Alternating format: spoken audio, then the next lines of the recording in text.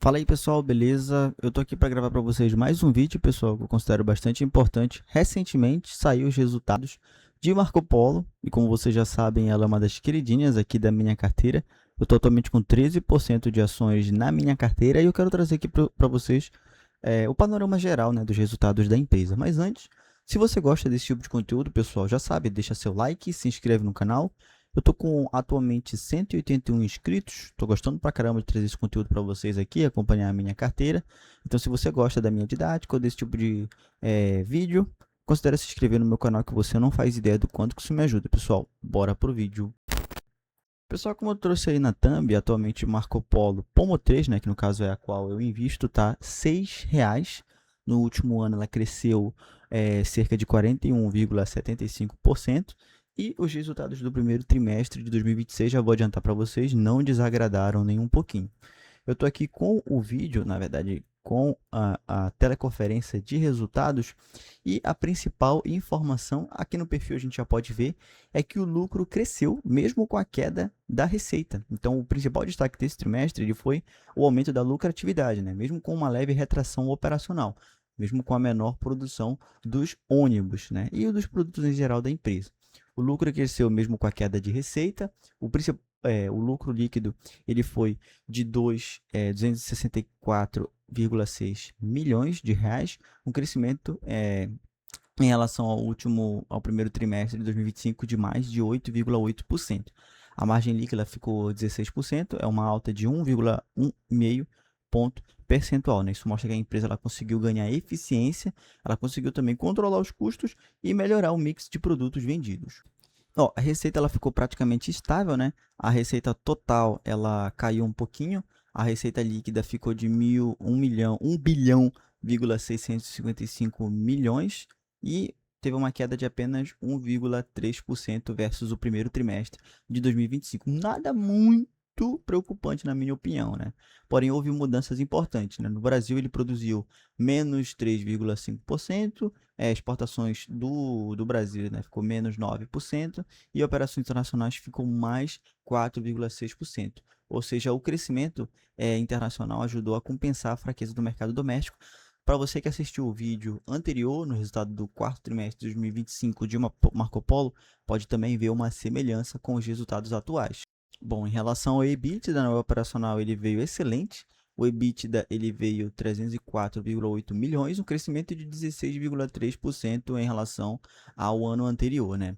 Margem do EBITDA ficou 18,4% versus 15,6% no primeiro trimestre, né? Esse talvez seja o dado mais importante desse trimestre, né? A empresa lá conseguiu vender menos ônibus, mas ela ganhou mais dinheiro por unidade produzida. Isso normalmente indica uma melhor precificação, produtos mais rentáveis, uma eficiência industrial e uma menor pressão nos custos, né? Aqui nós temos falando um pouquinho da produção, né, de ônibus, que ela caiu. A parte negativa deste resultado foi principalmente a produção, né? A produção total caiu cerca de 5,10%, principalmente nos ônibus urbanos, as exportações e algumas operações internacionais, como eu já mostrei. Isso mostra que o mercado ainda está meio lento em relação a ônibus, né? E micro-ônibus rodoviários no início do ano está meio lento, mas a empresa reforçou que existe uma melhor perspectiva para o segundo trimestre de 2026. E falando um pouquinho também do último vídeo que eu trouxe, né, a respeito do Caminhos da Escola, ele pode virar um grande catalisador, porque esse foi um dos pontos principais, mais importantes para o futuro da empresa. A Marco Polo ela se habilitou para fornecer até 7.210 ônibus no programa Caminhos da Escola, né?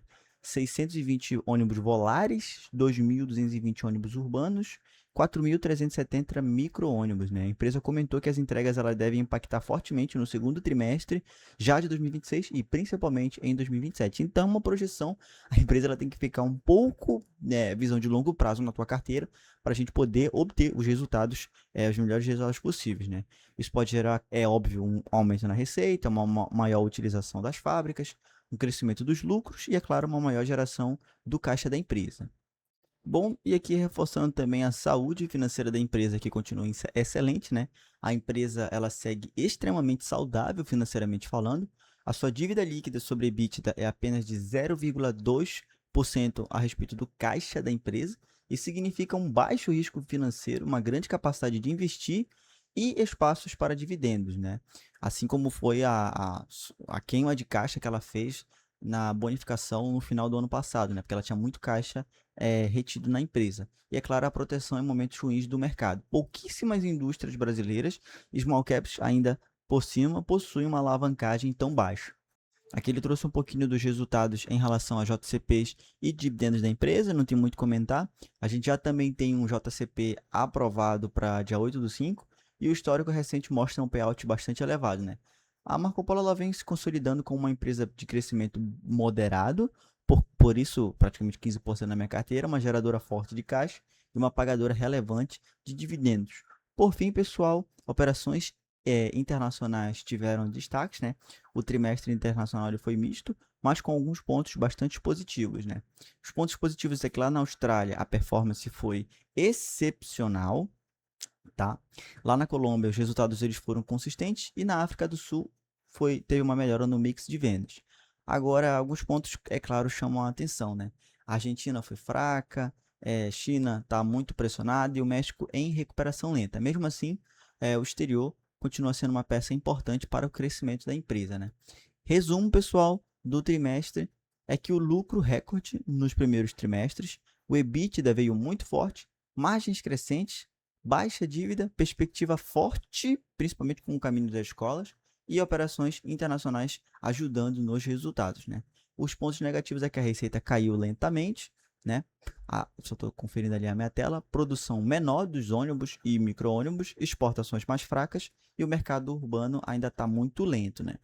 É isso, pessoal. Então, o que eu tinha para trazer para vocês aqui a respeito do vídeo de hoje de Marco Polo foi isso. A empresa continua sendo 15% da minha carteira e comprando nesses preços atuais. Eu te pergunto, você tem comprado também? Deixa aí nos comentários que eu quero saber. Bom, pessoal, no mais foi isso. Obrigado e bons investimentos.